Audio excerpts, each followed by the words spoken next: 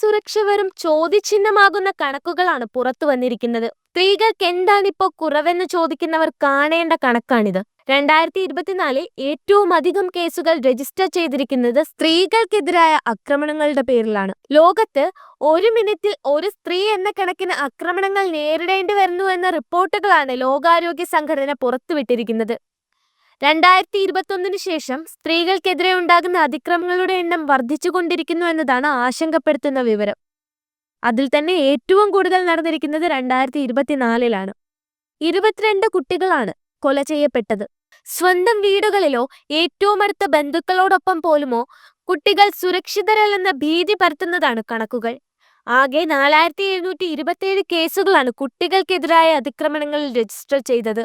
അതിൽ തന്നെ പോക്സോയും പീഡനങ്ങളും അടങ്ങുന്ന കേസുകളുടെ എണ്ണം 1762 തിരുവനന്തപുരം ജില്ലയിലാണ് കുട്ടികൾക്കെതിരെയുള്ള അതിക്രമങ്ങൾ ഏറ്റവും കൂടുതൽ നടന്നിരിക്കുന്നത്. 541 കേസുകളാണ് തിരുവനന്തപുരത്ത് റിപ്പോർട്ട് ചെയ്തത്. സ്ത്രീ സ്വാതന്ത്ര്യത്തിന് വേണ്ടിയുള്ള ശബ്ദങ്ങൾ നാലുപാടും നിന്നുയരുമ്പോഴും സ്ത്രീകളുടെ അവസ്ഥ ഇതാണ്. 736 ദശലക്ഷം സ്ത്രീകൾ ശാരീരികവും മാനസികവുമായ പീഡനങ്ങൾ നേരിടുന്നുണ്ട്. സ്ത്രീ സ്വാതന്ത്ര്യം ഏറെക്കുറെ സമൂഹം അംഗീകരിച്ചു കഴിഞ്ഞു.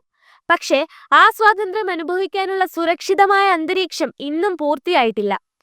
സ്വാതന്ത്ര്യം അനുഭവിക്കാനുള്ള സുരക്ഷിതമായ സാഹചര്യങ്ങളില്ലെങ്കിൽ പിന്നെ നേടിയെടുക്കുന്ന സ്വാതന്ത്ര്യം കൊണ്ട് എന്തു ഫലം?